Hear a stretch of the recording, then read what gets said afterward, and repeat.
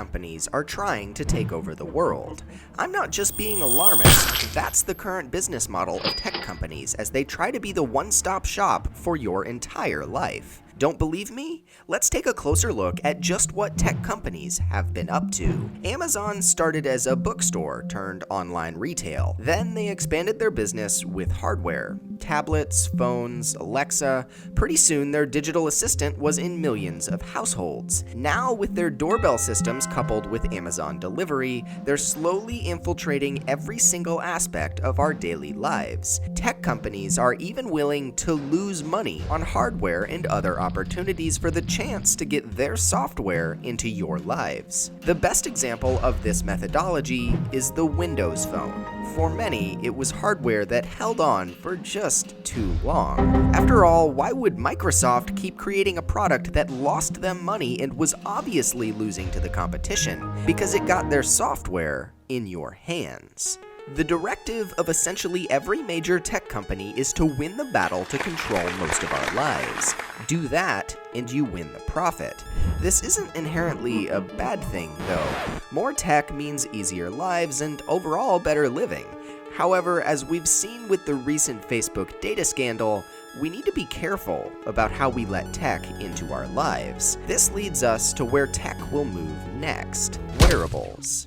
Industry leaders know that smartphones have become familiar. The launch of new smartphones doesn't have the same hype and excitement surrounding it as when the first iPhone or Android came out. Wearables, on the other hand, they're new and exciting.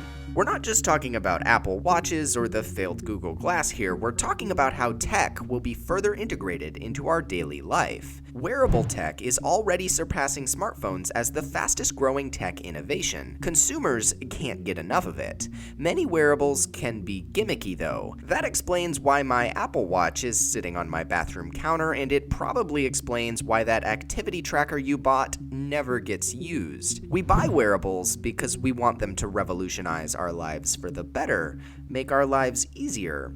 But there are downsides, like constant charging or bulky construction. Often, these get in the way of the actual benefit. So what's next in the wearables industry? Versatility, prevalence, and energy efficiency. Anyone who has had a wearable knows that consumers want a device that can do it all, integrates with everything, and most of all, one that you don't have to charge every 5 minutes. Smartwatches, belts, earbuds, accessories, implants, patches, tattoos, and more could slowly augment how we use our smartphone and help tech more passively improve our daily lives. After smartwatches, smart earbuds are the biggest wearable tech as of recent. What used to mean hours of pairing and endless charging has now resulted in wirelessly connected earbuds that seamlessly control other tech and integrate into our schedule. Smartwatches are improving too. Apple's heart monitor has already saved lives with its tracking tech, and these wearables continue to become more like second nature to use. Google's Project Jacquard is developing yarns that integrate touch and gesture controls. That means wearable clothing or textiles that can control devices. There are even companies developing patches that monitor our physical states and monitor our health stats like hydration and temperature. The best way to understand the future of wearable tech is to break the industry into two sectors: input and solution. All wearables have to take some input and use it to implement a solution in our lives. Inputs to wearables are constantly improving. Machine learning algorithms are allowing the transformation of simple sensor input into more actionable health or activity data. In essence, they're helping wearable tech grasp the concept of their use. Integrated circuits are getting smaller, and understanding how wearables can and will be used is getting better. At first, the engineers at Apple had little market research of how or why the average person might buy their watch. Today, complaints have been uttered, and many have fully integrated this revised tech into our daily life. There's now a plethora of case studies as to what works well about wearables and what doesn't. All this means better informed engineers engineers and thus better informed products. This better information leads to better solutions. Personal monitoring, digital physical interaction, consumer health tech, and physical validation are all solutions that wearables will soon solve in a better way.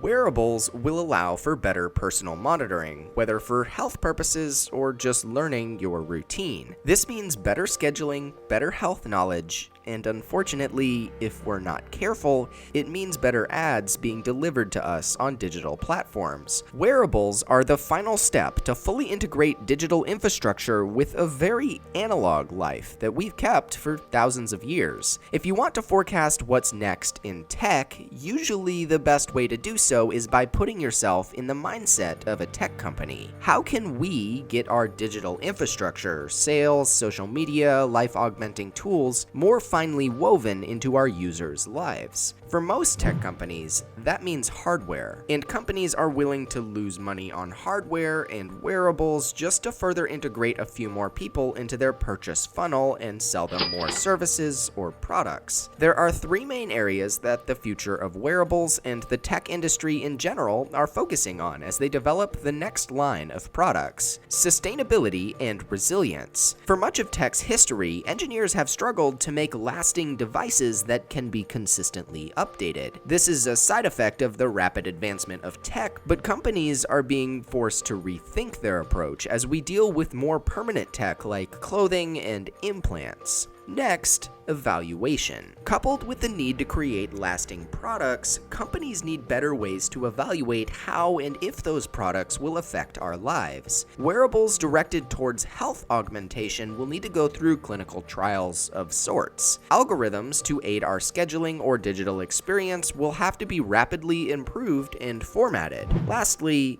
market.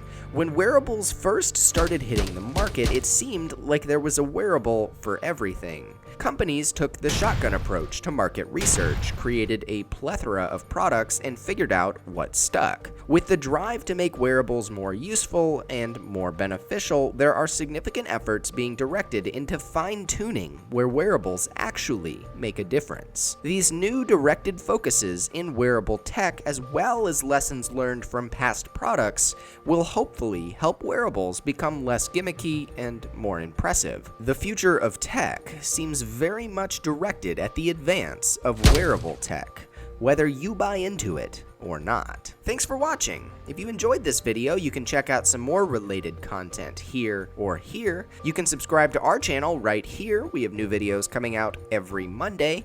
And if you want to support this channel even further, you can do that on Patreon here. Thanks for watching.